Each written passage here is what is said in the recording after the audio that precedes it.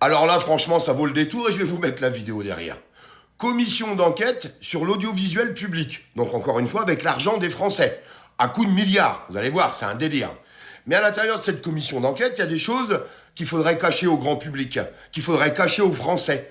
Donc quand on pose la question à la porte-parole du gouvernement, est-ce qu'il faut la rendre publique, oui ou non? Eh bien, la réponse c'est je sais pas ce qu'il y a à l'intérieur, donc je sais pas s'il faut le rendre public. Si c'est bien, on rend public. Si c'est pas bien, eh bien on garde en privé et on fait surtout pas entendre aux Français. C'est incroyable cette réponse. Je vous laisse écouter. Converger. Une dernière question sur le rapport de la commission d'enquête sur l'audiovisuel public qui sera soumis au vote de la trentaine de députés de la commission le 27 avril prochain.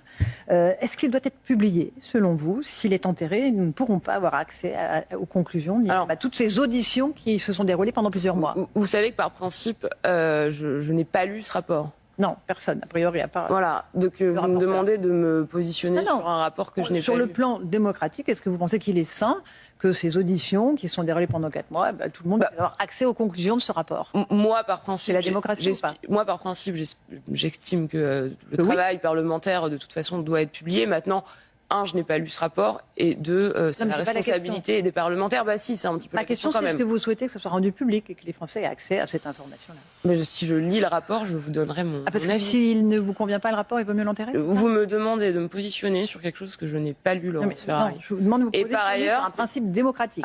On publie ou on ne publie pas. On enterre ou on n'enterre pas. C'est une commission d'enquête auquel je n'ai pas participé, je ne suis pas parlementaire. Vous n'y êtes pas intéressé du tout, Maude Brejon? Je n'y ai pas participé. Non, mais vous ne vous y êtes pas intéressé? Je ne dis pas que je ne me suis pas intéressée, mais vous voyez, je suis porte-parole du gouvernement, ministre de l'énergie. Est-ce que l'exercice démocratique veut qu'on le publie ou pas? Je n'ai pas lu ce rapport. Laurence Ferrari, vous avez le droit. Très clair. Vous ne voulez pas vous engager là-dessus. Vous me posez les questions que vous voulez, je vous donne mes réponses. Voilà, encore une fois, je n'ai pas eu l'occasion de le lire. Et d'ailleurs, les députés qui vont voter sur la publication de ce rapport le feront en toute connaissance de cause. Ils auront le temps de lire ce rapport avant, ce qui est en fait assez normal. Mais ce n'est pas en fonction du contenu qu'on se décide sur la publication ou pas d'un rapport. Allez, on arrête là. J'ai entendu vos réponses. Merci beaucoup, Maude Brejon. C'était votre grande interview sur CNews et sur... Bah oui, parce que le problème, c'est qu'on sait bien qu'ils se gaffent tous au passage, qu'ils s'en foutent tous plein les poches. Quand c'est pas les politiques, eh bien, c'est l'audiovisuel, tranquillement. Encore une fois, avec l'argent des Français. Pourquoi ça dérange? Parce que ce gouvernement n'arrête pas de répéter qu'il n'y a plus d'argent pour les Français et qu'on ne peut pas les aider. D'ailleurs, excusez-moi, dans la même journée hier, on explique aux Français qu'on va leur donner 50 €. Enfin, aux Français. Pas à tous. Non, non, surtout pas à tous.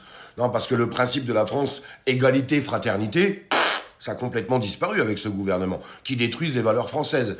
On leur dit 50 €, mais pour les tout petits revenus. Puis on se rend bien compte qu'en fait, vous avez même pas 5% de la société qui a le droit.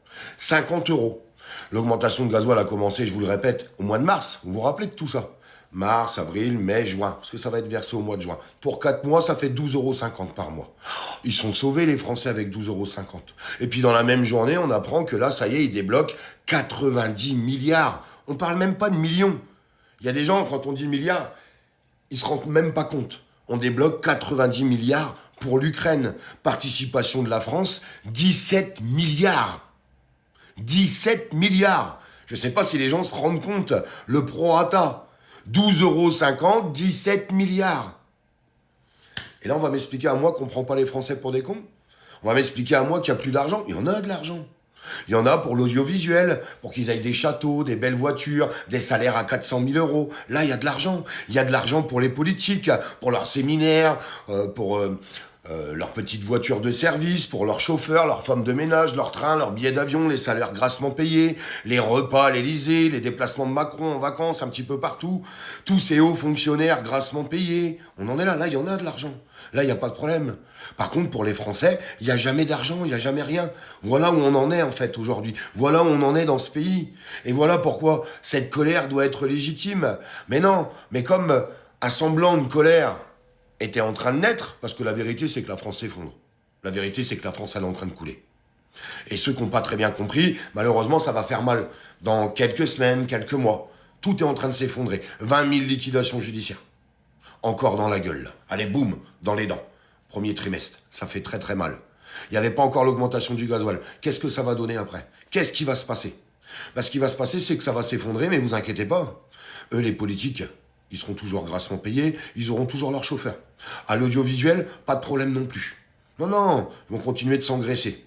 Et puis on continuera de donner des milliards à Zelensky. Et on apprend quoi au même moment? Qu'est-ce qu'on apprend au même moment? Je vais vous mettre une petite vidéo à la fin, vous allez voir. On apprend que un riche Ukrainien vient d'acheter une des plus belles propriétés de Monaco. Ah d'accord. Avec quel argent? Il sort d'où l'argent? Mais non, il n'y a pas de corruption en Ukraine. Qui vous a dit ça? Mais on sait tous très bien qu'il n'y a absolument pas de corruption en Ukraine. Faut arrêter de raconter des conneries. Voilà où on en est. Voilà l'état de notre pays. Pendant que la France se meurt, pendant que les entreprises sont en train de couler, pendant que des milliers de personnes sont en train de se retrouver au chômage, pendant qu'il y a des gens qui comptent à l'euro près pour pouvoir bouffer, vous avez un gouvernement qui leur dit on va vous aider, on va vous donner 12,50 €, mais certainement pas pour tout le monde, juste pour 5% de la population. Et puis eux, ils continuent de vivre tous comme des papes. Et ils continuent tous de s'engraisser la patte au passage. Parce que la vérité, elle est là. Et malheureusement, plus beaucoup de réactions en France parce que les gens sont usés. Les gens sont fatigués. Les gens n'en peuvent plus et ils rentrent dans un état de désespoir. Ouais, il y en a beaucoup, ils sont rentrés dans un état de désespoir. Et malheureusement, ils ont baissé les bras. Est-ce qu'il faut vraiment s'en prendre à eux? J'en suis pas si sûr.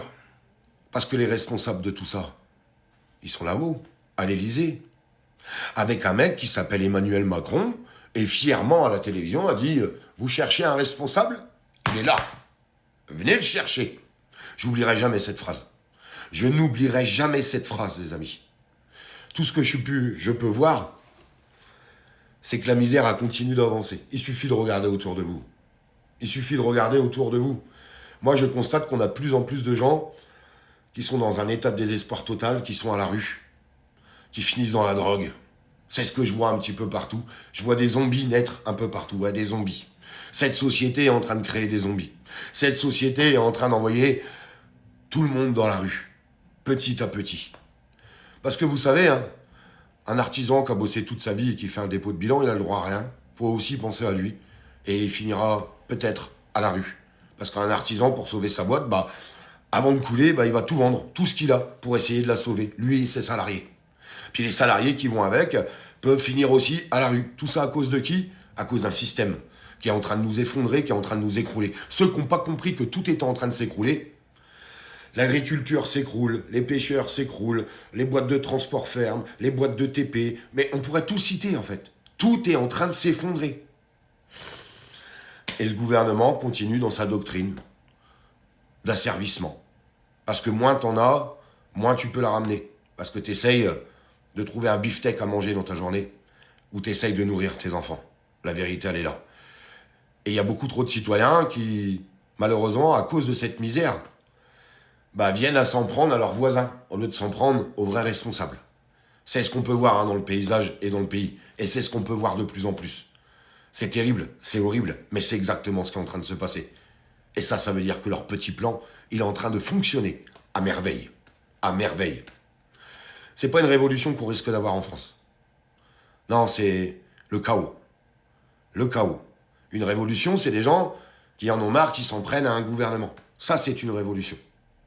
Le chaos total, c'est les gens qui s'en prennent les uns contre les autres. Et c'est exactement ce qui est en train de se passer malheureusement dans ce pays. C'est triste et malheureux, mais c'est ce qui se passe, les amis. C'est ce qui se passe.